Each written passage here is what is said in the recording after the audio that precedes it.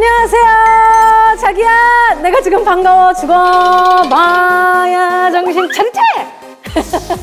신보라입니다. 여러분 너무너무 반가워요. 이은결 씨의 바통을 이어받아서 오늘부터는 제가 여러분과 함께 경제 공부를 해보려고 합니다. 왜요? 왜요? 저 경제 굉장히 좋아하는 여자예요. 심지어 고등학교 때 사회 과목 선택할 때 경제를 선택했었으니까요. 솔직히 말하면 경제를 선택했다기보다 경제 선생님께서 수업을 너무 재밌게 해주셔서 경제 선생님을 선택한 거죠. 네, 그때는 사실 선생님 보는 재미로 그 수업을 들었었는데 막상 사회에 나와보니까 그때 배웠던 개념들 덕분에 이 세상이 돌아가는 거를 좀 쉽게 이해할 수 있었던 것 같아요. 그러니까 이제부터는 제가 여러분들의 재밌는 경제 선생님이 되어드릴게요. 자, 그럼 본격적으로 시작할게요. 오늘의 한 컷 만나볼까요?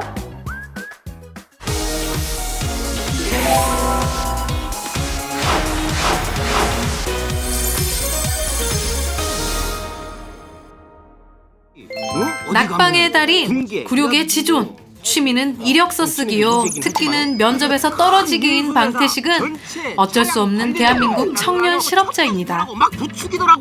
스펙이 약해서, 지방대라서, 키가 작아서, 나이가 많아서, 여자라서 구직자들을 불합격자로 만드는 이유는 여러 가지가 있지만 주인공 방태식이 취업을 하지 못하는 이유는 단 하나. 네 얼굴로는 한국 회사는 안 돼. 바로 못생겼기 때문입니다. 아, 정말 외모지상주의 너무해.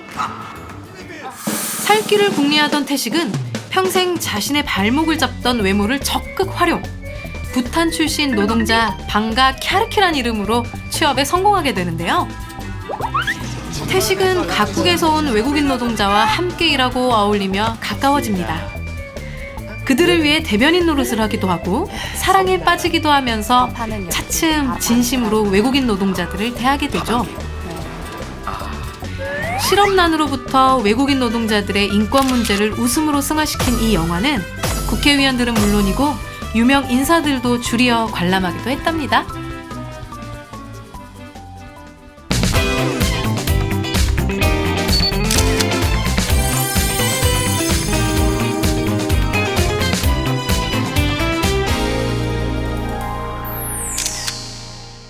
자, 오늘의 한 컷은 영화 방가방가입니다. 이 영화를 선정한 이유가 있겠죠? 바로 오늘의 주제와 연관이 있기 때문인데요.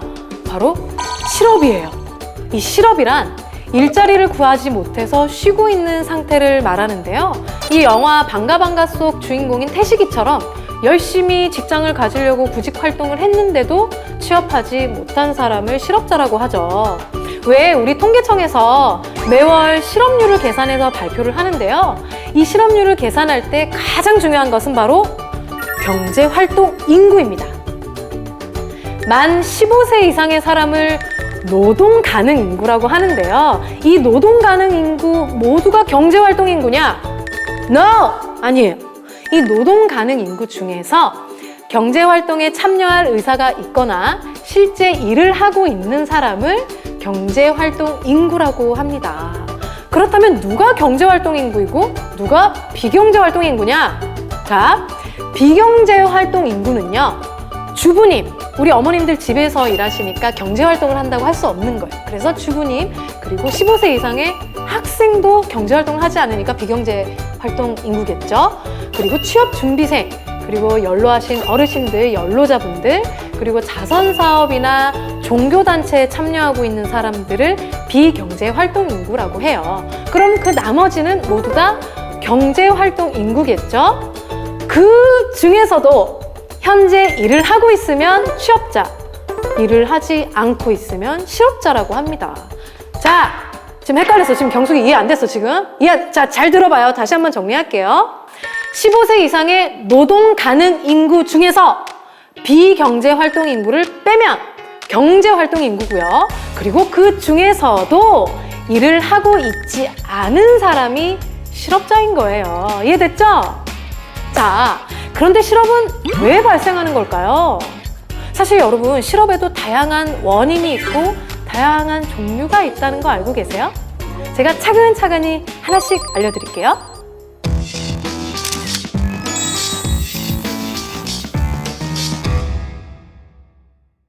실업에도 다양한 원인과 종류가 있습니다. 가장 먼저 마찰적 실업입니다.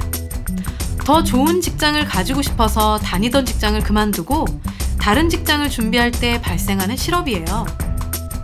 경기적 실업은 경기 불황 때문에 일자리가 부족해서 생기는 실업이고요. 계절적 실업은요, 한겨울에 농사를 짓진 못하잖아요. 너무 춥거나 더울 때는 공사도 멈추고요. 이런 계절의 변화 때문에 생겨요. 마지막으로 구조적 실업입니다. 산업이 발전하고 기술이 좋아져서 기존의 기술 부분에 종사하는 사람들이 실직하는 경우를 구조적 실업이라고 합니다. 사라진 직업들이라고 생각하면 쉽겠죠? 여러분, 오라이! 들어보셨나요? 예전에는 버스 차장이라는 직업이 있었어요. 버스 뒷문에서 승객들을 태우고 내리고 요금도 받고 거스름돈도 주고요. 지금은 뒷문에 센서가 달려 있어서 사람들이 내리면 문이 아예 닫히지 않잖아요. 그런데 예전에는 센서가 없었으니까 운전기사들한테 이 뒷문의 상황을 알려주는 역할을 했던 거죠. 아, 또 있어요. 여러분, 극장에 가면 상영 영화를 알려주는 대형 실사 광고물이 걸려 있잖아요. 예전에는 그런 광고물을 사람이 직접 그렸었어요. 요즘은 프린터가 순식간에 원본과 똑같이 프린트를 해주니까 굳이 화가를 고용해서 영화 간판을 그릴 필요가 없어지게 된 거죠. 네, 실업의 다양한 원인과 종류, 그리고 구조적 실업으로 사라진 직업들까지 두루두루 알아봤어요. 근데 여러분, 실업이 왜 중요한 걸까요? 왜 올해 실업률이 몇 %인지 막 빼놓지 않고 뉴스에도 나오고, 왜 남들이 일을 구했는지 못 구했는지 신경 쓰고, 왜 우리 이모들은 뭐 취직을 할 거냐 어디 가는지 왜 관심이 많으신 걸까요? 이 실업이 단순한 개인의 문제로만 끝나는 게 아니기 때문이에요. 이 실업자가 많으면 돈을 못 버니까 뭘 사질 못하겠죠. 그럼 소비가 줄어요. 그러면 경제가 어려워지겠죠. 사람들이 돈을 안 쓰니까 경기가 잘 안 돌아가는 거예요. 그렇다면 우리나라에서 실업률이 가장 높았던 시기는 언제일까요? 아마 여러분들이 태어나기도 전일 것 같은데 한 번쯤은 들어본 적 있을 것 같기도 해요. 함께 보실까요?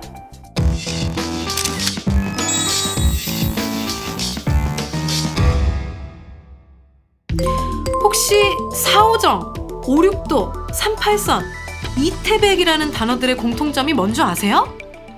바로 IMF 외환위기 당시에 정년의 개념이 무너지면서 발생한 신조어라는 거예요. 4호정은 45세면 정년, 56도는 5, 60에도 회사를 다니면 도둑, 38선은 38세가 되면 구조조정 대상, 이태백은 20대 태반이 백수라는 아주 씁쓸한 내용을 담고 있죠. 그만큼 IMF 외환위기 때 많은 사람들이 힘들었어요. 사회에서 한창 일하던 근로자와 중견급 간부들이 하루아침에 실업자로 전락하는가 하면 대학생들이 진출할 회사들이 사라지면서 실업률이 치솟았죠. IMF 경제위기가 시작된 1997년 12월, 두 달 전 2.1%였던 실업률이 직후에는 7.6%까지 치솟았었습니다. 특히 외환위기 직후인 1999년 7월에는 청년 실업률이 11.5%에 달했는데요. 고시 준비생이나 아르바이트생 등까지 합하면 실제는 훨씬 더 높았을 거예요. 실업은요, 어느 세대를 막론하고 큰 문제가 되지만 그 중에서도 경제에서는 청년 실업에 많은 관심을 가지는데요. 혹시 여러분 캥거루족이라고 들어본 적 있어요? 캥거루족? 뭔가 좀 되게 귀여울 것 같은데 이 말은 2000년 중반에 등장한 신조어인데요. 대학을 졸업했는데도 독립적인 경제 생활을 못하고 부모님한테 의존하는 세대를 뜻해요. 왜 캥거루가 왜 엄마 뱃속에 들어가 있잖아요. 그러니까 독립을 못하고 부모님한테 의존한다. 그래서 캥거루족이라고 하는 거예요. 이 꿈을 실현해 나가기 위해서 한참 바빠야 하는 사람들이 청년들인데 실업을 겪어야 한다는 건 참 안타까운 일이에요. 취업 문제로 괴로워하는 우리 대학생들 마음에 정말 공감하는데요. 사실은 언니도 누나도 실업자일 때가 있었죠. 왜냐하면 신문방송학과를 졸업했는데요. 대학교 4학년 중반이 될 때까지는 사실은 참 막막했어요. 내가 뭘 해야 될지도 모르고 사실은 남들이 좀 부러워하는 학과이기도 했지만 오히려 공부를 하면서 아, 이 길은 내 길이 아니다라는 생각이 가득했었어요. 그래서 제가 했던 생각은 아, 내가 뭘 할 때 제일 행복하지? 내가 뭘 잘할 수 있을까? 란 이 두 가지 질문을 했을 때 아, 그제서야 저는 개그우먼이 되고 싶다는 걸 깨달아서 도전했죠. 용기를 가지고 도전해서 KBS 공채 시험을 보게 됐고 이렇게 개그우먼이 돼서 여러분들 앞에서 경제 수업을 하고 있네요. 정말 아이러니하다. 어쨌든 여러분, 여러분도 꿈을 가지세요. 뭐 지금 당장 꿈이 없다고 해도 괜찮아요. 하면서 최선을 다하다 보면 꿈은 만들어질 거니까요. Boys be ambitious! 그런 의미에서 어려움을 극복하고 올라선 사람들을 만나볼까요?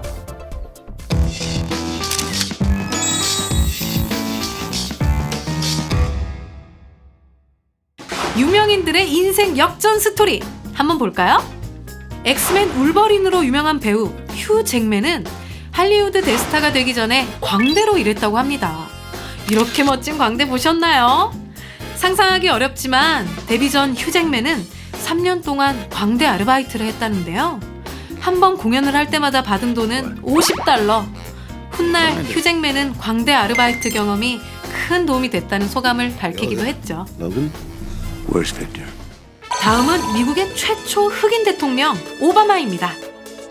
지금은 최고의 자리에 있지만 그의 첫 일자리는 베스킨라빈스였대요. 오바마 대통령은 최근 인터뷰에서 모두 4곳의 직장에서 최저임금을 받았다고 털어놓았는데요. 첫 번째는 베스킨라빈스에서 아이스크림을 판매하는 아르바이트, 두 번째는 양로원 보조원, 세 번째는 페인트공이었다고 합니다. 그런 다양한 경험들이 밑바탕이 되어서 많은 지지를 받는 정책을 펼칠 수 있는 거겠죠? 자, 다시 실업으로 돌아와서 이 실업 문제를 어떻게 해결을 할 수 있을지 같이 고민해 볼까요? 과연 다른 나라들은 어떤 대책을 내놓고 있는지 살펴보자고요. 1998년도에 벨기에는요, 청년 실업자가 신규 졸업자의 50%에 달했어요. 그러니까 졸업한 사람 중에 반이 직장을 못 구한 거예요. 이런 상황에 벨기에 정부는 종업원 50명 이상의 기업은 고용하는 인원의 3%에 해당하는 청년 노동자를 의무적으로 채용하는 제도를 내놓았다고 해요. 괜찮은 것 같아요. 그죠? 그리고 독일은 청년의 교육에 투자를 많이 했다고 합니다. 독일의 그 청년 실업률이 낮은 주된 이유는요, 직업 교육 시스템이 아주 잘 발달이 되어 있기 때문인데요. 그러니까 노동자와 기업, 정부가 아주 탄탄하게 잘 얽혀 있고요. 직업 교육을 변화에 맞춰서 지속적으로 갱신이 된다고 해요. 참 좋은 것 같아요. 자, 오늘 저 신보라와 함께한 경제 공부의 첫 시간 어땠어요? 여러분 솔직하게 얘기해봐요. 좋았잖아? 저도 오랜만에 공부 열심히 했더니 아주 뿌듯하고 옛날 생각도 나고 그런데요. 머리에 쏙쏙 들어와서 잘 기억해서 여러분들의 경제 이해에 많은 도움이 됐으면 좋겠네요. 그럼 우린 다음 시간에 또 만나요. 안녕!